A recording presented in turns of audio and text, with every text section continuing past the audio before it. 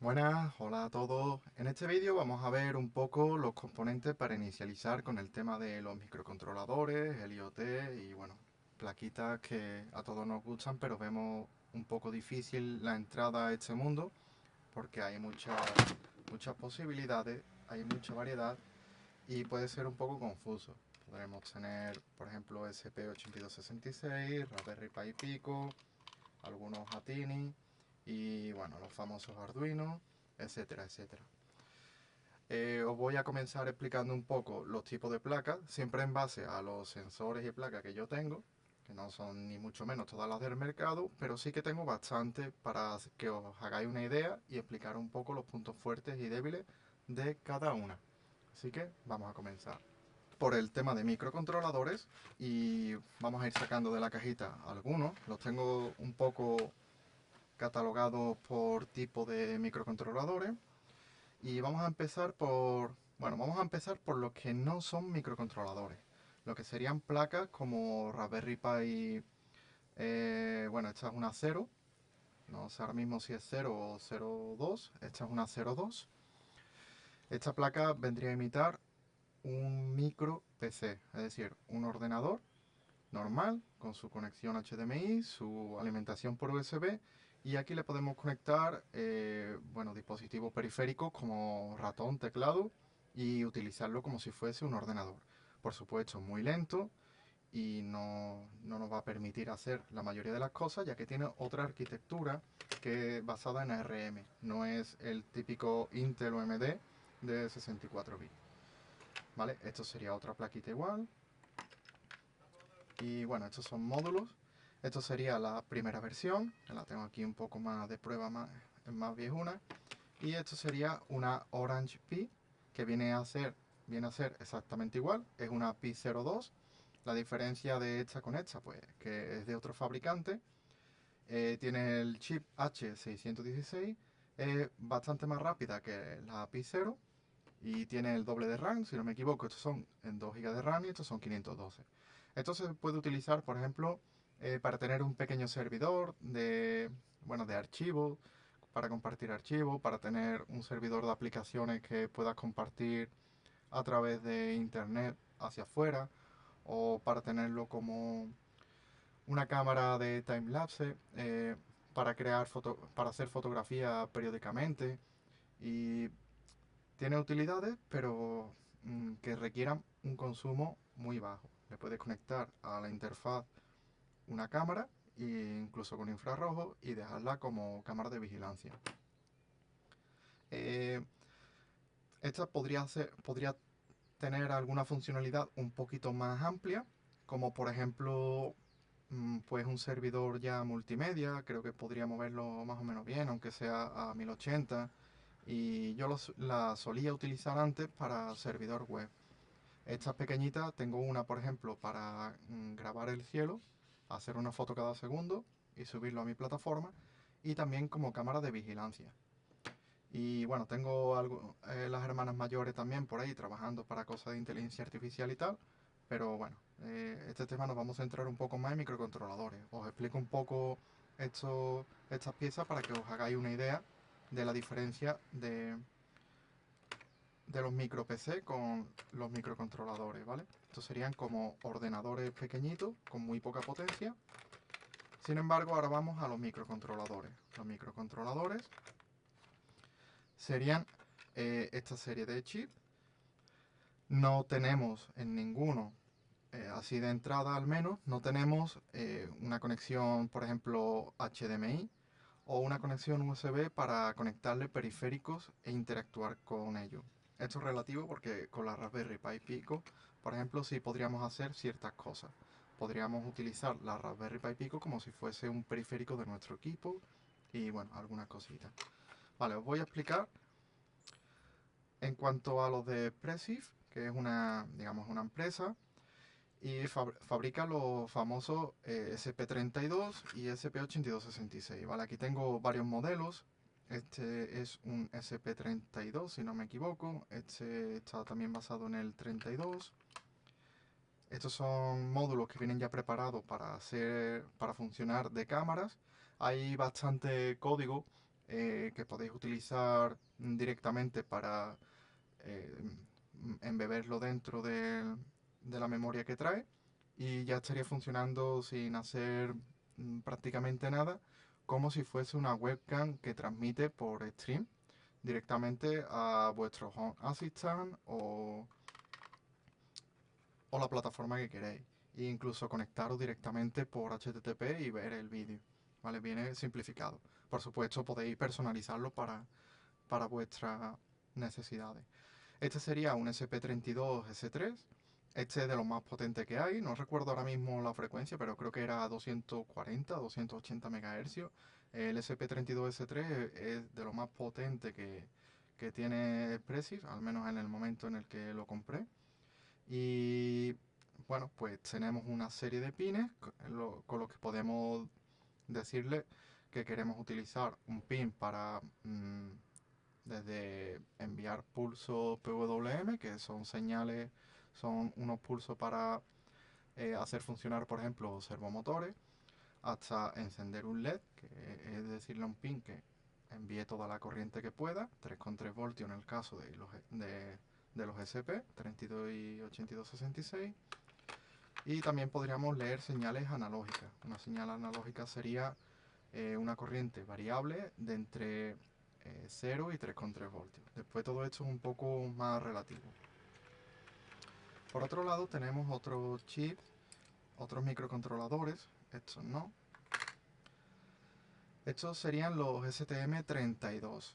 Los STM32 son un poco más modestos en cuanto a velocidad de procesamiento, pero el consumo es muy bajo. Al final vendrían a ser todos prácticamente iguales.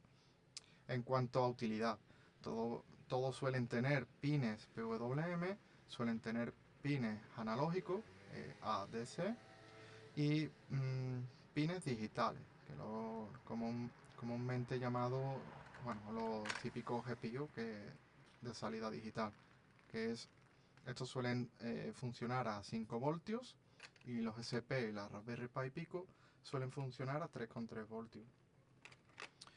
Vale, yo aquí tengo bastantes Raspberry Pi Pico porque es mi favorita, mi placa favorita, me encanta, es muy simple, tiene unas ventajas sobre las demás en algunos puntos y bueno, si quiero potencia quizás tendría que utilizar un SP32, pero en cuanto a versatilidad me encanta la que tiene la Raspberry Pi Pico.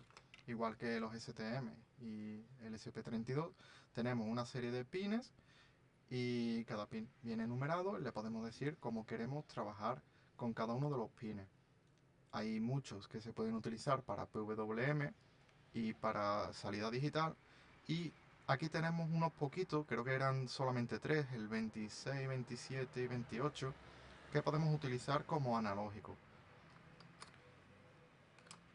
Vale, otro que tenemos así interesante, si no me equivoco, estos son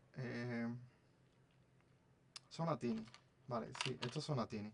Bueno, esto sería otro SP32 en formato mini. Este es muy potente, pero tiene menos salida. Está pensado para que se utilice en un proyecto embebido. Estos son Atini, que son unos chips de un consumo muy bajo. Tiene la comodidad de que lo puedes enchufar directamente en un USB. Y para desarrollar proyectos que requieren bajo consumo, a mí me han gustado bastante. El problema es que viene muy limitado en los pines. Se pueden utilizar también para un par de cosas. No viene con tantas conexiones, pero para un proyecto pequeño, por ejemplo, para mm, monitorizar que un perro, un animal, no se acerca a la basura y pitar, pues te podría servir perfectamente teniendo un consumo muy bajo. De hecho, este lo he reciclado de un proyecto como acabo de describir. Y tendríamos el Atini STSL 167. Este es otro Atini igual que los anteriores, pero un poquito más potente. Este tiene ya un poquito más de memoria RAM. No recuerdo ahora mismo cuánta RAM y cuánta memoria interna. Lo que sí que suelen ser muy limitados y si el programa no lo optimiza bien, puedes tener problemas. Vale, también tenemos por aquí los Arduino. Tengo varios tipos de Arduino, este sería el Mega. El Arduino Mega me ha gustado mucho para controlar servomotores, para mm, intercomunicar distintas aplicaciones, porque me ha venido muy bien el que tenga eh, tantos puertos de comunicación por serie, y en proyectos en los que tengo que comunicar varios dispositivos y he utilizado esta placa como central. También una impresora 3D me lo hice a partir de un Arduino Mega. La desventaja, pues que tiene una memoria bastante limitada y una velocidad muy, muy, muy pequeña. Para proyectos relativamente no básicos, pero proyectos relativamente sencillos, está muy bien. El Arduino Uno, en mi opinión, es la mejor placa de entrada si vas a programar en C. Yo creo que es una tremenda primera placa para todo el mundo. Aunque a día de hoy recomendaría mil veces a alguien que no haya programado una Raspberry Pi Pico, sí que el Arduino Uno para mí es una de las mejores entradas a este mundo. Tiene también bastante salida, es muy preciso en la lectura analógica y muy preciso me refiero a que no suele tener una tasa de errores muy alta. Por ejemplo, con los SP sí puedes tener ahí esas variaciones. En el caso de leer un pin analógico, si vuestro proyecto necesita leer muchos pines analógicos, yo optaría o por un STM32 si quiero muchísima eficiencia, un Arduino Uno si solamente voy a hacer esa lectura y algo con ella, algo muy básico en tiempo real, pero que sea leer y mostrar. Por ejemplo, leer un sensor y mostrarle una pantalla, pues a lo mejor utilizaría un Arduino Uno.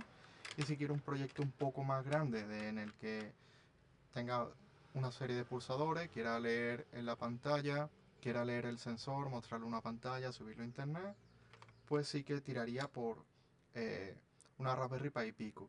Pero lo podría hacer con todo, solo que no me gusta como lee el analógico, el SP32, y sin embargo la Raspberry Pi Pico me da muchísima precisión en eso y teniendo toda la versatilidad.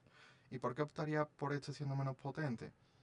Pues porque digamos que la forma de haberse diseñado la Raspberry Pi Pico es un poco distinta ligeramente a los demás, en cuanto a que tenemos como un pequeño procesador para los pines de entrada y salida. Hay que recordar que todos estos microcontroladores tienen solamente un procesador, un hilo.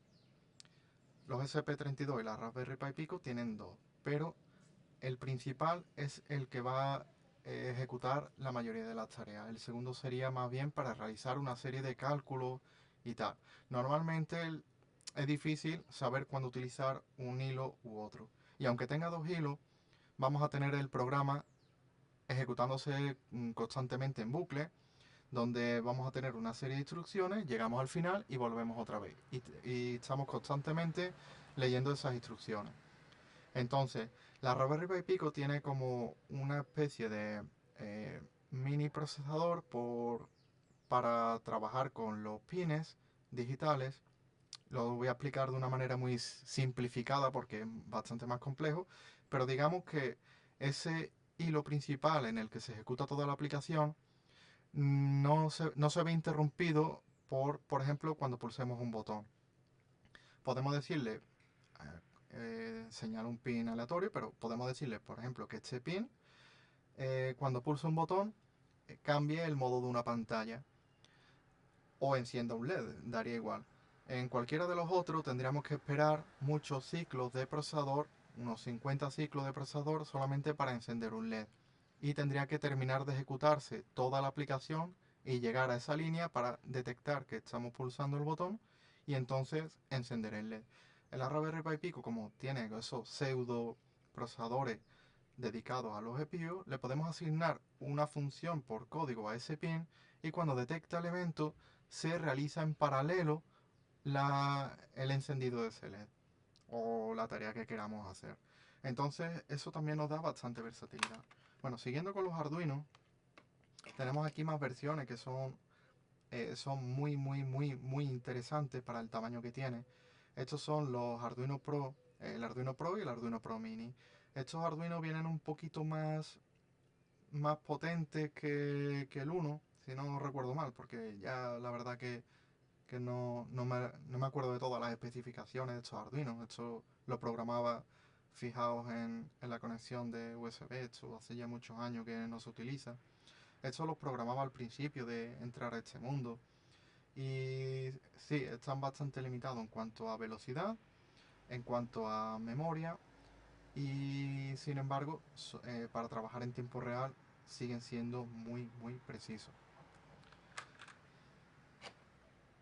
Vale, algunas recomendaciones que yo haría. Me he dejado por aquí algunos cacharritos, pero no hacerle mucho caso porque no son, no son tan interesantes. Esto sería para directamente programar en el equipo, más que nada para depurar. Y bueno, y algunos otros cacharritos que no son tan interesantes. Si vais a empezar y no habéis programado nunca y queréis aprender a programar algo sencillo y rápido, yo os recomiendo siempre empezar por la Raspberry Pi Pico. Tenemos ahora la Pico 2 y bueno, mmm, daría igual con la que encontré más fácil y más barata. Si os fijáis, aquí tengo dos versiones. Esta versión tiene tres agujeritos aquí para el debug y esta versión, esos agujeritos los tiene aquí. Eso es para depurar y ver, bueno, ver una salida de lo que está ocurriendo por dentro. Pero la diferencia más interesante es que esta tiene aquí la antena Wi-Fi y esta no tiene Wi-Fi. La Raspberry Pi Pico en su modelo original, el primero que salió, no traía Wi-Fi. Funciona perfectamente, se le puede añadir un módulo aparte, pero si la adquirís con Wi-Fi os va a costar 1 euro, 2 euros más y os quitáis una complicación si vais a realizar proyectos que tengan que estar comunicados en la red, bueno, que tengan que estar conectados. Mi recomendación siempre va a ser la Raspberry Pi Pico si estáis empezando, si os gusta Python o si queréis aprender a programar, pero para tener proyectos rápidos y para no tener que aprender todas las bases de programación. Si queréis aprender a programar bien y queréis aprender a programar cosas eficientes, cosas, por ejemplo, un sigue líneas o queréis aprender a programar con, no recuerdo cómo se llaman ahora, los ratones estos que resuelven el laberinto o, o con un robot que se vaya moviendo. Si vais a programar en C, los SP32 os van a dar muchísima potencia para todo ese tipo de aplicaciones porque tienen unos procesadores que casi duplican a la Raspberry Pi Pico, pero la complejidad de programar en C pues, es más alta, le vais a tener que dedicar más tiempo, vais a tener más problemas porque vais a requerir más conocimiento, sin embargo no es que sea mala opción. Yo, según el proyecto que vaya a realizar, eh, me planteo utilizar uno u otro. Si voy a hacer un sigue línea, probablemente utilice un STM32 para el tema de los cálculos y de ir leyendo los sensores de las líneas. Y quizás lo comunicaría con un SP32 y utilizaría esos dos para ese proyecto. Ahora, si por ejemplo quiero leer 10 sensores y enviar esos datos a internet, yo utilizaría una Raspberry Pi Pico y MicroPython. No utilizaría C como en estos dos. Y bueno, ya si queremos algo con muchísima eficiencia, imaginaros que queréis poner en un buzón una lectura de cada vez que se abre el buzón y se cierra, eh, para no tener que estar dependiendo de una fuente de energía, para tenerlo por batería y un consumo prácticamente inapreciable, además de un precio por unidad muy bajo, yo optaría por una Tiny. Quizá uno más pequeño que este, uno de este tipo, pero sin la parte USB. Y bueno, y ya le conectaría un módulo inalámbrico por radiofrecuencia para enviar datos de una manera eficiente. Vale, esto en cuanto a chi, así un poco. El Arduino Uno os lo recomendaría solamente si vais a utilizar una protoboard una protoboard para probar sensores y queréis ir metiendo código ya hecho por otros y bueno, ir viendo cómo funciona, mover un servomotor o probar cualquier cosita así de entrada al mundo. Pero si vais a plantear un proyecto un poquito más, me plantearía entre el SP32 y la Raspberry Pi Pico. ¿Queréis aprender bien con C? El SP32. Aunque la Raspberry Pi Pico también la podéis programar en C. Yo personalmente me he encontrado menos comunidad en cuanto a librerías para ciertos sensores, ciertos módulos que vienen ya que puedes comprar. Igualmente, si te vas a complicar con C, yo tiraría por el SP32, aunque no está mal probar los dos. Si quieres algo rápido, igualmente te digo que tiraría con MicroPython, pero en la Raspberry Pi Pico. La comunidad y la facilidad de programar en MicroPython en la Raspberry Pi Pico es enorme. Es demasiado sencillo programar ahí. Vale, vamos a ver ahora algunos sensores de los que tengo por aquí para que os hagáis una idea de los tipos de sensores que podéis utilizar y que tenéis disponibles en el mercado. Bueno, vamos a empezar con la parte de hardware y de sensores. Vamos a ver algunos componentes que tengo por aquí. Antes de ir a los sensores, vamos a ver, por ejemplo, esta pantallita. Esto es una pantallita Matrix. Mediante unos pocos pines podemos decirle que nos encienda un LED u otro y formar figuras, ¿vale? Es una comunicación bastante simple y, bueno, es un componente que suele valer poco, suele valer 1 euro o pocos euros, ¿vale? Para que sepáis que existe. Después tenemos los comunes relés autocoplados. Estos relés nos permiten, por ejemplo, trabajar con otras tensiones, incluso alternas, y solamente utilizamos 3 pines. Le ponemos la corriente en VCC, tierra en GND y en IN, en la entrada, lo conectamos a un pin digital en el que cuando lo activemos nos va a conmutar por dónde va la corriente. Vale, aquí tenemos normalmente cerrado y normalmente abierto, normalmente close, normalmente open, normality. Vale, y el común, es decir, si queremos por ejemplo encender un ventilador, le pondríamos la fase de nuestra, nuestra instalación eléctrica, del enchufe que conectamos a la pared, lo pondríamos en el centro. Y al ventilador le pondríamos al normalmente abierto. El normalmente cerrado quiere decir que cuando no tiene corriente, la corriente va a pasar por aquí porque está el circuito cerrado. Y el abierto quiere decir que siempre va a estar abierto hasta que le metamos corriente. Cuando activemos el pin en nuestro microcontrolador, cambiará y la corriente ya no pasará por aquí, sino que pasará por aquí. Y es una forma que tenemos de poder hacernos, por ejemplo, un mando a distancia con nuestro teléfono, en el que el microcontrolador sea al que le digamos enciende esto o apaga esto. Vale, esto sería otro tipo. Básicamente hace lo mismo. Es exactamente el mismo concepto.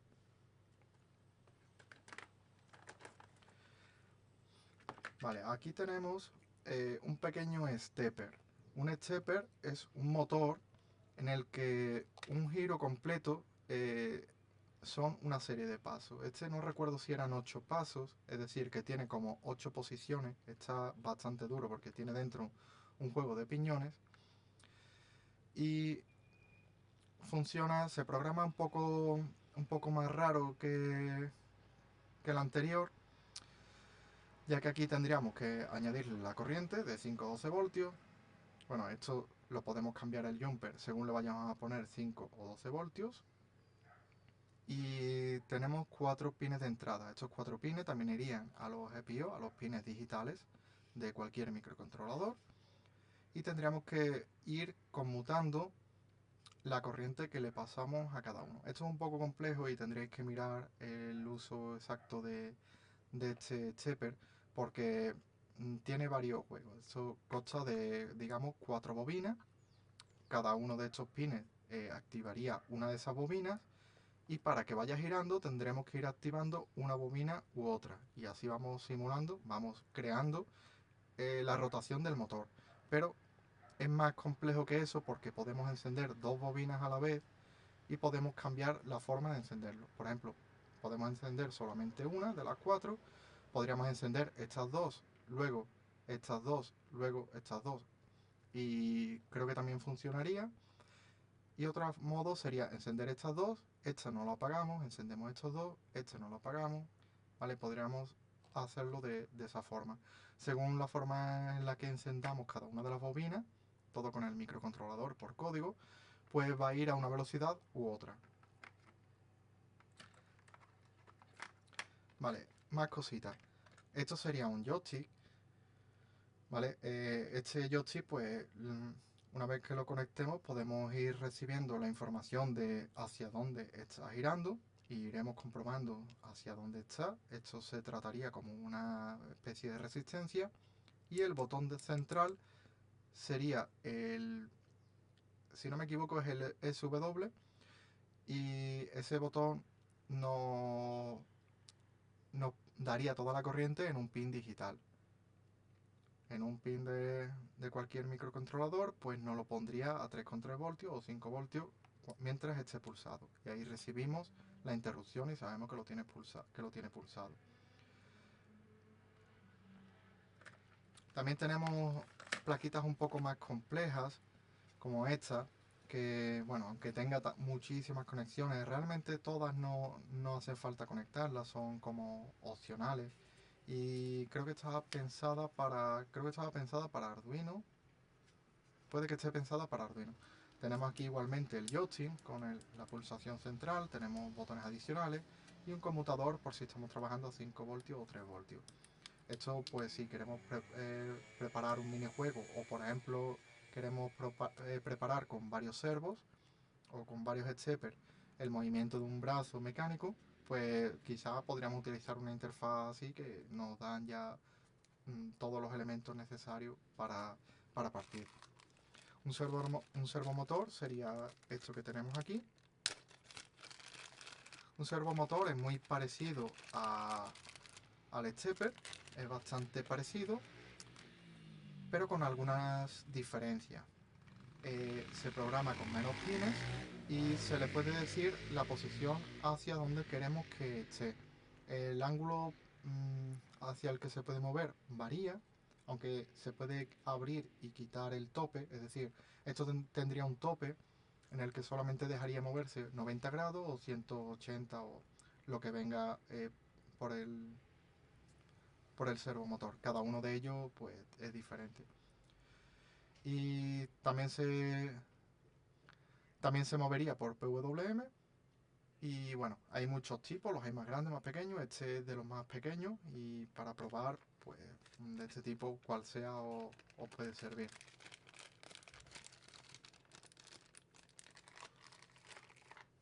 Vale, otro elemento de hardware bastante interesante, es muy similar a los relés, sería los MOSFET.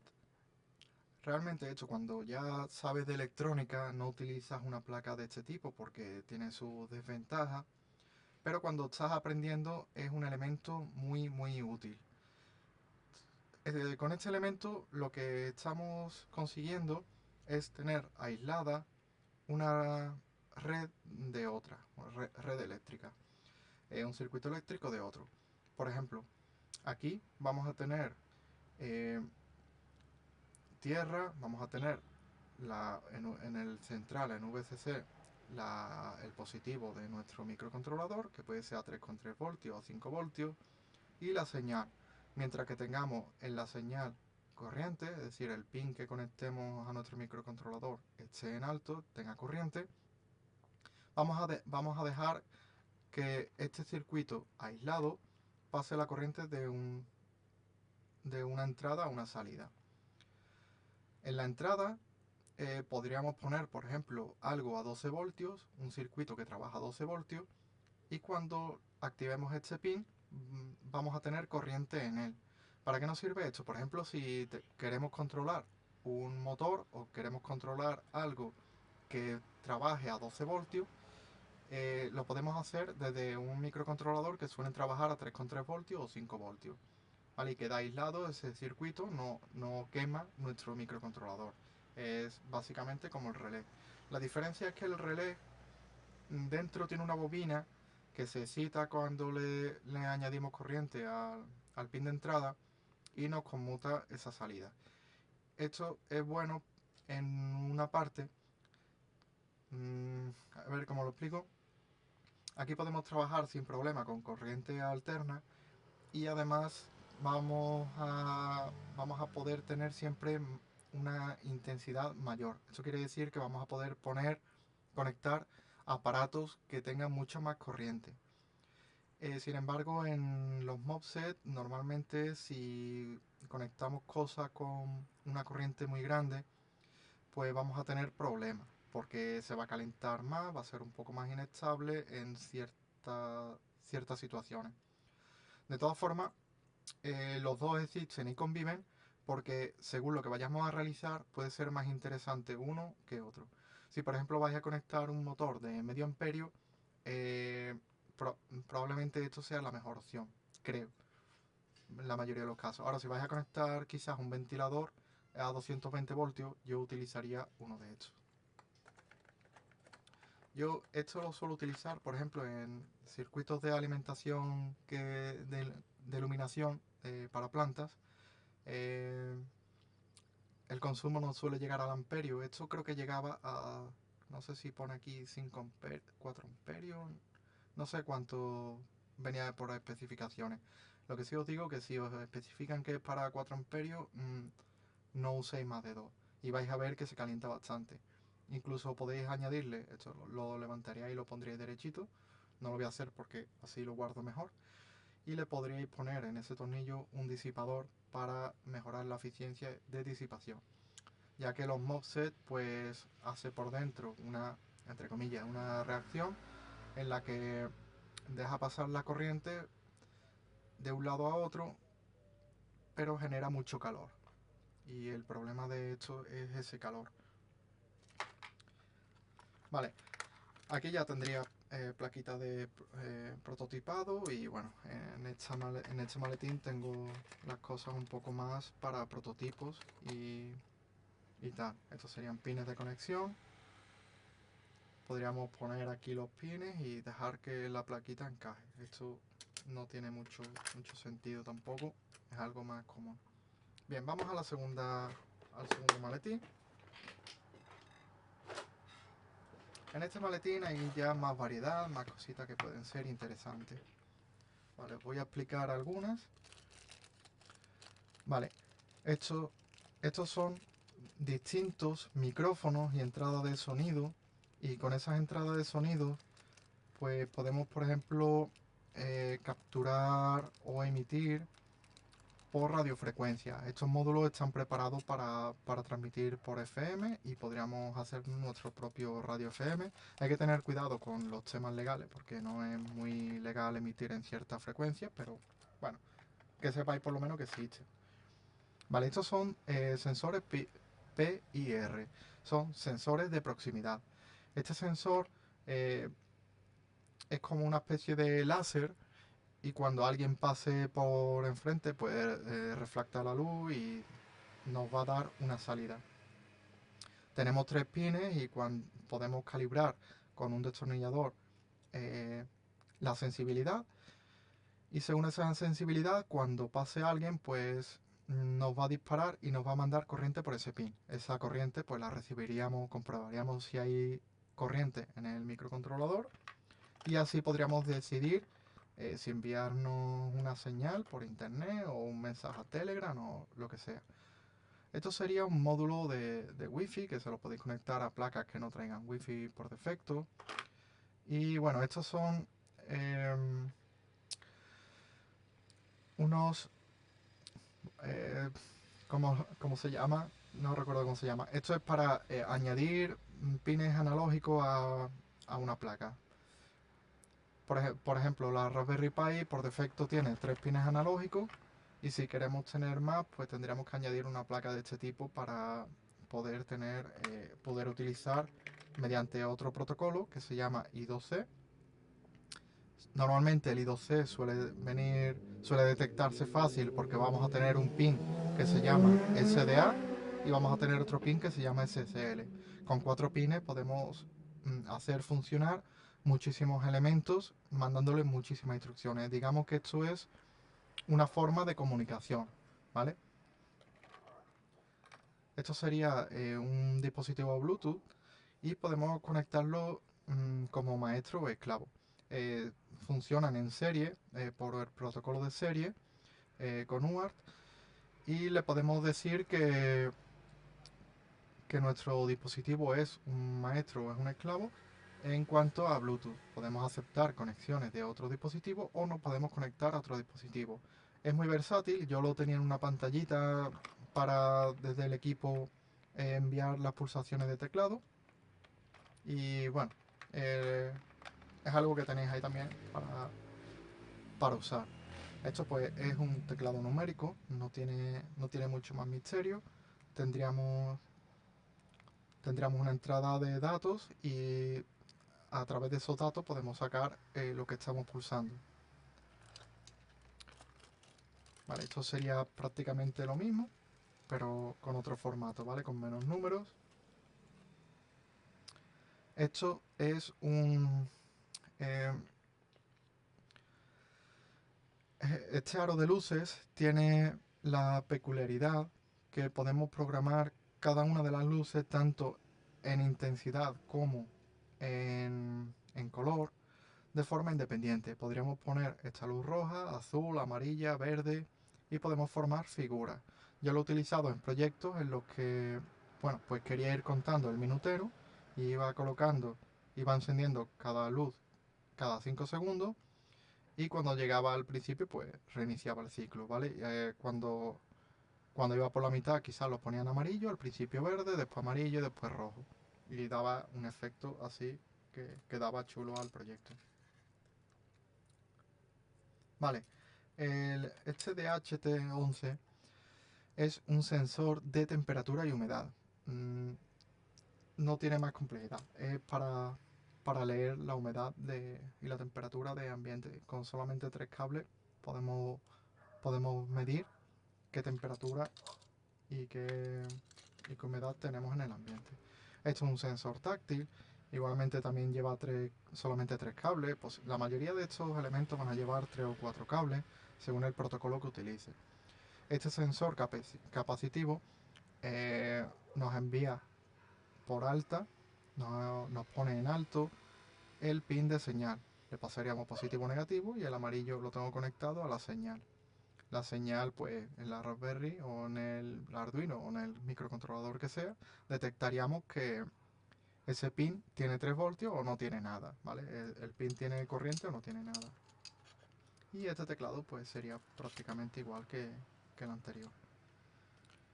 Y bueno, la barrita esta de luces CJMSU 2812, igual podemos programar cada uno de sus LED.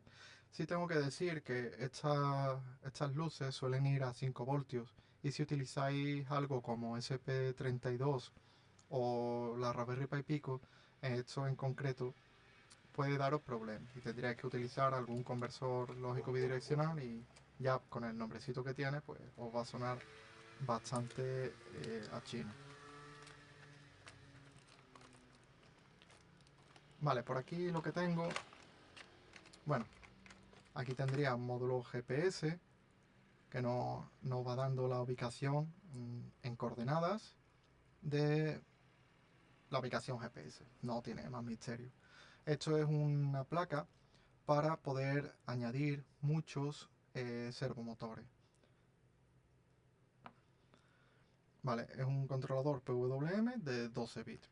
Esto pues nos permite, por ejemplo, tener en nuestra Raspberry Pi Pico o nuestro SP32 que van a 3,3 voltios, tener conectado un montón de servomotores que van a 5 voltios. Podemos trabajar a una tensión más alta de lo que funciona la placa y controlar 16 motores con una alimentación externa, ¿vale? Porque esto lo ideal es que le conectéis una alimentación externa para que alimente solamente los motores. Los microcontroladores suelen tener una alimentación muy pequeña, pero muy pequeña. Bueno, esto sería una pantalla Paper, una pantalla de tinta electrónica, y esto sería una pantalla por SPI normal, TFT de toda la vida. Vale, esta es de 1,8 pulgadas, se conecta también por SPI, y por ahí tengo algún proyecto con esta pantalla, por si os hace falta el código, se puede utilizar, se puede recuperar de ahí. Estas pantallas pues nos permite dibujar lo que queramos, encendiendo y apagando los píxeles. Es relativamente sencilla de programar y relativamente barata de comprar. Aunque hay veces que cuesta encontrarla barata. Yo le tengo hecha esta plaquita, estas piezas en 3D para colocar aquí una Raspberry Pi Pico y poder programarla relativamente rápido también. Otra cosa bastante chula que me ha gustado mucho son estos sensores de humedad en tierra. Son sensores capacitivos y vienen con protección para la corrosión, porque bueno, esto está pensado para ponerse dentro de la tierra, que va a estar normalmente húmedo, y la mayoría de los sensores pues se van dañando con el tiempo, ya que están, bueno, pues están eso, con humedad. Estos sensores nos permiten de una forma muy rápida, mediante una, creo que esto era, sí, salida analógica, es que tengo varios, y estos son otro tipo. Y sí, también son salida analógica. Tenía por ahí uno que no era analógico, que tenía como un pequeño microcontrolador ATINI. Este creo que es. Vale, este creo que sí tenía un protocolo de I2C para salir directamente con los datos.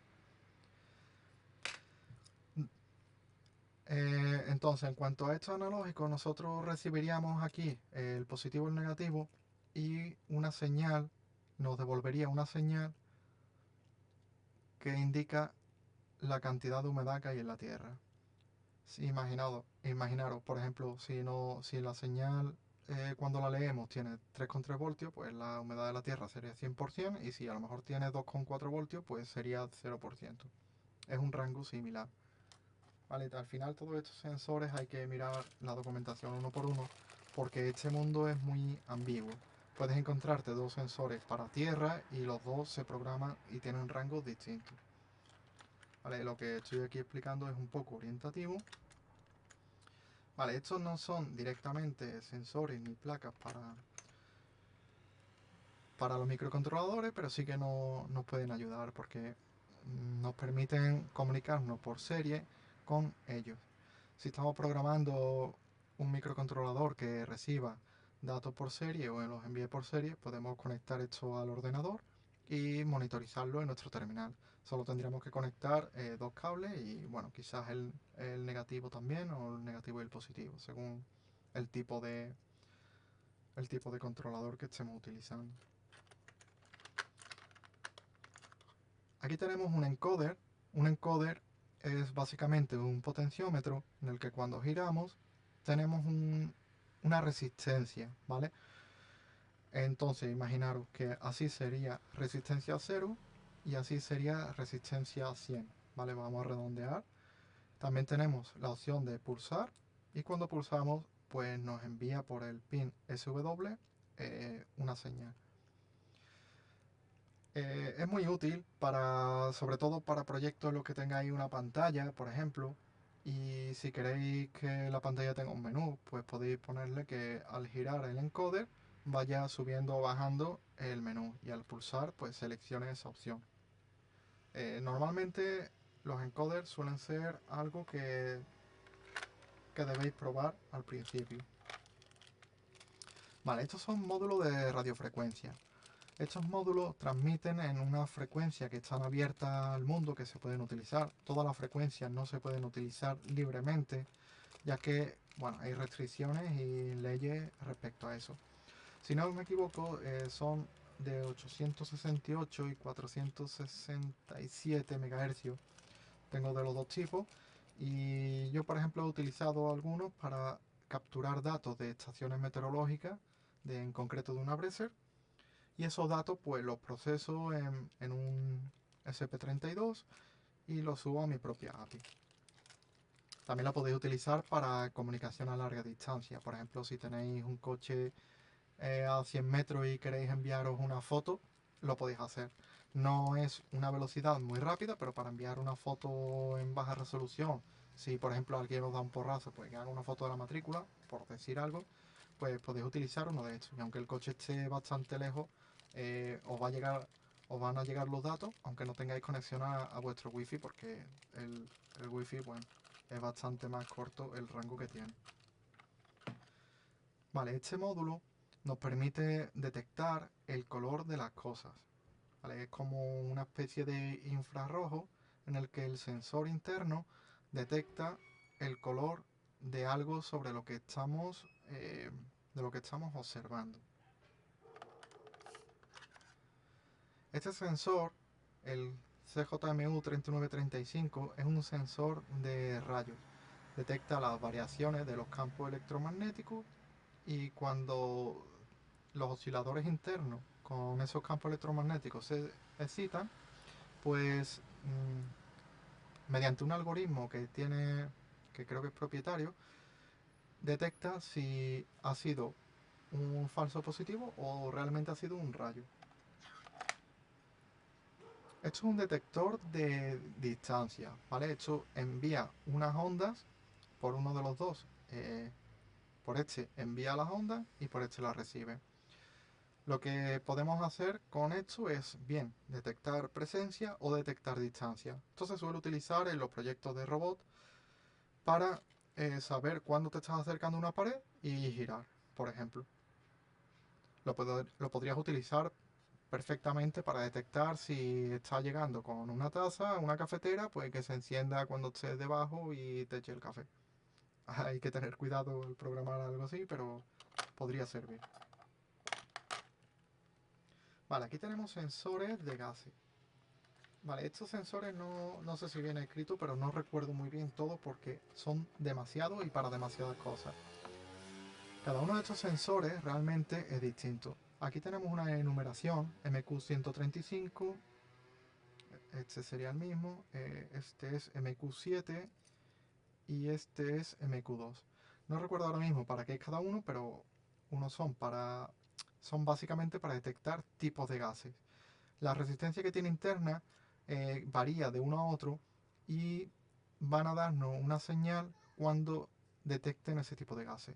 Este creo que era para el metano. Imaginaros que este es para el metano, este es para el benceno, para el CO2, etc. Están un poco calibradas esas resistencias para esos tipos de gases, ¿vale? Entonces, según lo que vayáis a hacer, pues tendréis que buscar el gas que queréis detectar y utilizaréis uno u otro. Estos tardan un tiempo en calentarse y tal, y se recomienda que cuando lo encendáis y lo conectéis a la aplicación, lo dejéis un tiempo calentándose. Vale. Esto, al igual que el anterior, al igual que este, nos sirve para detectar presencia y distancia. Podemos saber a cuántos metros está algo. Este creo que se puede incluso hackear hasta 7 metros, 15 metros, se puede hackear bastante. Nunca lo he utilizado con tanta distancia. Y de una forma muy sencilla nos da de forma también bastante precisa la distancia que hay hacia un objeto. Esto, por ejemplo, lo podemos utilizar desde detectar que entramos en algún sitio o nos acercamos con el coche a la casa para encender las luces, o si alguien entra si alguien entra en una terraza, pues detectar que ha entrado y a la distancia a la que está de la puerta para enviarte al teléfono o algo, no sé, le podríamos dar bastante utilidad. Vale, aquí tenemos unos sensores que son de marca Bosch y hay de varios tipos. Está el 180 creo que es, el 680 y estos son en concreto el 280. Suelo comprar mucho del 280 porque lo incorporo en bastantes aplicaciones. Estos sensores están muy chulos y son muy precisos. Y también son por I2C con solamente dos cables ya tendríamos todos los datos. Bueno, tendríamos que conectar 4, la corriente, tierra, el SSL y el SDA, ¿vale? El reloj y los datos. Y nos da la presión, la temperatura y la humedad. También podríamos calcular la altitud a partir de eso, pero bueno, son 3 datos que en un chip muy pequeño y con una comunicación muy sencilla, de la que hay muchísima librería, lo podemos tener integrado y leyendo en cualquier microcontrolador. Vale, este era de vuelo. Vale, esto es una especie de, si no me equivoco, este era una especie de giroscopio y bueno, esto lo llaman tiempo de vuelo. Este no lo he llegado a probar aún. Se supone que me debería decir, ahora no tengo muy claro cuál es uno y cuál es otro. Lo tengo aquí a granel. Creo que es este el que te dice la posición en la que está respecto al eje horizontal y vertical, para saber si tienes, por ejemplo, un robot o un dron o cualquier elemento, saber si está inclinado o saber si está derecho. Lo podrías utilizar incluso como... Buah, se me ha ido ahora mismo el nombre. Bueno, lo podríais utilizar incluso para como nivel de mesa y haceros vuestro propio nivel digital donde tengáis una pantallita que os muestre eso. O si, por ejemplo, no sé, tenéis cualquier aparato que queráis saber la inclinación en la que está, pues aquí tenéis un sensor que os lo puede dar. Vale, esto es otro detector de presencia. La única funcionalidad que es igual que el anterior que teníamos, bastante más grande. Es prácticamente lo mismo, lo que pasa que este tiene pues un rango un poquito más pequeño de detección que este. Y nada, no, si alguien pasa por delante, pues nos daría una señal indicando que ha detectado a alguien.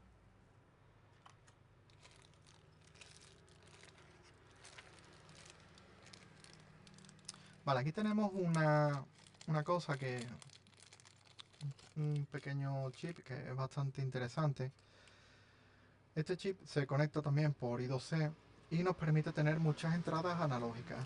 Por ejemplo, yo en Raspberry Pi Pico muchas veces me encuentro que solamente tengo 3 pines analógicos y quiero conectar para leer de muchísimos sensores y necesito leer, por ejemplo, un monitor de energía que hice, tenía que leer de como 10 10 entradas analógicas distintas y la solución era encontrar una placa que tuviese 10 entradas analógicas.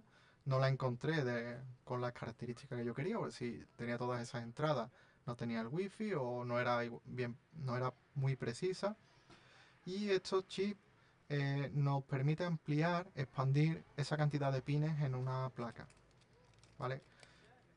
Esto suele ser bastante útil, ya que también pues, trabaja de 2 a 5 voltios, así que tenemos mucha flexibilidad para utilizarlo tanto en SP32 como en Raspberry Pi Pico, incluso en Arduino.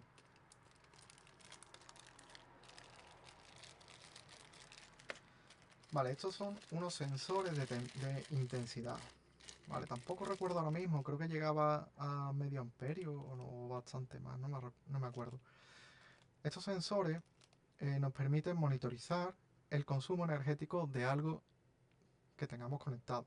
Si, por ejemplo, tenemos un mini ordenador o tenemos, bueno, cualquier aparato en realidad lo puede medir, lo podríamos, lo podríamos poner intermedio, que la corriente pasara por aquí, por el pin de entrada y salida, y de esa forma sabremos cuánto está consumiendo en cada momento. Podemos tener un microcontrolador vigilando cuánto está consumiendo y tener un análisis estadístico de datos de consumo. Yo tengo un proyecto similar y tengo de esa forma vigilado todos los aparatos que tengo para saber cuánto consume cada uno. Vale, vamos a más pantallas. Esta es una SSD 1306. A ver si la puedo sacar de aquí. Bueno, yo le tengo hecha la carcasita en 3D para protegerla. Estas pantallitas son bastante pequeñas, pero son muy interesantes. Son bastante baratas, suelen estar por 1 euro, te las puedes encontrar. Y también se programan con 2 pines, ¿vale? Sería corriente positivo o negativo y se conectaría por I2C. LSDA y SSL. Vale, te lo suele poner aquí, muy pequeñito, aquí arriba. Y hay muchísima librería para prácticamente todas las placas. Y de una forma rápida, pues puedes poner aquí los datos. Por ejemplo, si estás leyendo sensores, los podrías ir pintando por aquí. Podrías poner fotos, etcétera. Está muy chula. Yo suelo tener siempre unas cuantas por aquí para los proyectos. Estas son pantallas de 7 segmentos. Está demasiado apretado. Espera, tengo por aquí una libre. Estas son pantallas de 7 segmentos. También se conectan con pocos pines. Y bueno, se encendería un LED rojo en cada segmento según cómo lo programemos, ¿vale? Esto también suele ser bastante interesante así para empezar a programar. Esto sería otra pantalla de 7 segmentos, pero de solamente 4 dígitos. Aunque esta incluye aquí 2 puntos y esta creo que solamente incluye un puntito para decimal aquí debajo. No sé si se aprecia bien. Y bueno, aquí tendría otra pantalla por serie y más I2C.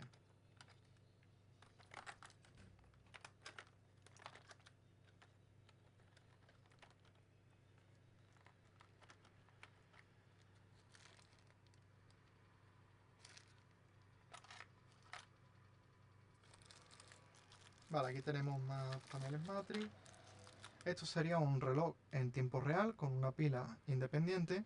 Esto se utiliza para tener memoria de la fecha en la que estamos. Si tienes una aplicación que dependa de la fecha, por ejemplo una especie de reloj o algo que suba datos y te interese mantener un registro del momento en el que ha tomado los datos, un registro del timestamp real, pues podríais tener una plaquita de esta. No suele ser necesario en algunas placas. Si estás conectado a internet con una Raspberry Pi Pico, la Raspberry ya trae esto dentro, pero sin la pila. Le podrías poner una batería o si lo conectas a internet, le puedes decir que se traiga de internet directamente el tiempo y ya quedaría actualizada cada vez que se encienda. Vale, estos son prácticamente lo mismo. Y aquí hay otro elemento bastante interesante. Al comenzar no lo vais a utilizar, pero está bien saber que existe. Esto es un conversor lógico bidireccional. Y ese nombre que tan raro, ¿qué quiere decir? Bueno, pues esto en los pines centrales se pone la alimentación, ¿vale? Imaginad que vuestra placa es una Raspberry Pi Pico y funciona a 3,3 voltios. Conectaréis positivo y negativo aquí en el centro y queréis alimentar algo, trabajar con algo que vaya a 5 voltios. Como por ejemplo podría ser, ¿dónde lo tengo? Las luces estas, ¿vale? Estas luces van a 5 voltios y no lo podéis conectar directamente a la Raspberry porque no se encendería, la lógica no funcionaría bien. Y si en el caso de que funcionara, la respuesta, digamos, lo que comunica los datos con la Raspberry, va a volver 5 voltios. Por lo tanto, podríamos quemarla. Entonces, tenemos estos chips para solucionar ese problema. El conversor lógico, como decía, le conectamos en la tensión más baja en un lado y la tensión más alta en otro. Quedan totalmente aislados porque aquí en el centro hay una especie de diodos rectificadores, de transistores y bueno, hay unos elementos que desde aquí así lejos no los veo bien, pero queda aislado el circuito de baja tensión con el de alta. El de baja tensión, a ver un momento, creo que pone L, sí, los que tienen L de low voltaje y los que tienen H de alto voltaje. Los datos los conectaríamos en un pin de los que tenemos aquí. Por ejemplo, si aquí tenemos dos pines de datos, pues conectaríamos uno aquí y el otro aquí, de los que van al microcontrolador y los otros lo conectaríamos directamente aquí. Esto lo que hace que cada señal de datos que venga a 3 voltios, pues lo sube a 5 voltios, pero con los mismos datos, ¿vale? Para que se entienda así fácil. Podríamos tener esa combinación de voltaje sin interferir y sin quemar nada en nuestra aplicación.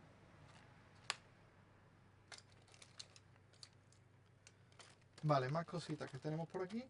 Bueno, pues tenemos Sensores de sonido.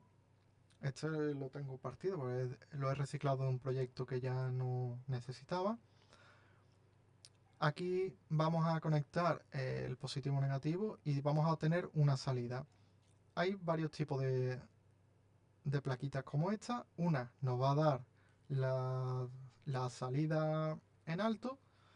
Esta, por ejemplo, tenemos un potenciómetro que sería como el umbral. Es decir, como decirle, cuando el sonido pase de aquí, me envía toda la corriente. ¿Vale? Hay otras que te van enviando la corriente en la que se traduce el sonido que estamos generando en el ambiente. Es decir, este pin va a estar siempre apagado, imaginároslo como un interruptor, va a estar siempre apagado hasta que el sonido del ambiente pase un umbral que determinamos con el potenciómetro. Cuando pase ese umbral, este pin va a pasar 3,3 voltios, mientras va a pasar 0 voltios. Hay otros que cuando hablamos un poquito nos va a pasar 1,5 voltios, cuando hablamos más fuerte nos va a pasar 2 voltios y tienen un rango diferente. Suelen trabajar entre 1,25 y 3 voltios en realidad el rango. Vale, aquí tenemos un sensor también de cercanía. Esto básicamente nos va emitiendo una luz infrarroja y la va recibiendo para saber, por ejemplo, la distancia sobre algo. Vale, esto sería otro sensor capacitivo y bueno, básicamente, a ver, sí, ¿no? Sí. Básicamente tenemos la corriente y un pin de salida. Cuando mm, le toquemos con el dedo, pues el pin de salida va a tener corriente y cuando levantemos no va a tener corriente. Esto es lo más sencillo del mundo, es eh, un- una bocina. Cuando le metemos corriente positivo o negativo y cuando en el microcontrolador le activemos el pi, pues pita. Podemos incluso darle con el positivo directamente y vamos a escuchar el pi. Es muy básico, pero también puede servir. Este puede que me equivoque porque ahora mismo tengo varios y me confundo, pero creo que este es un LED. No sé si es un detector de presencia ahora mismo, creo que era un LED. Es un LED RGB, no estoy ahora mismo seguro. Pero vamos a suponer que es un LED RGB y igualmente que los LED anteriores, pues podemos programar para que la luz salga de un color u otro. Es que tengo uno muy parecido que es también otro sensor de presencia y ahora mismo lo confundo. Vale, esto sería otro sensor de infrarrojo, lo que enviaríamos el infrarrojo y detectaríamos, por ejemplo, para que no se cierre una puerta si hay alguien pasando.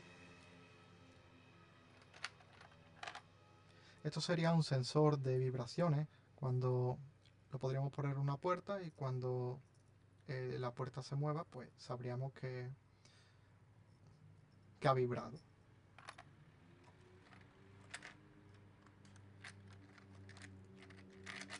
Y bueno, esto sería el láser para lo que sería el láser, el emisor de infrarrojo, para detectarlo con el receptor de infrarrojo.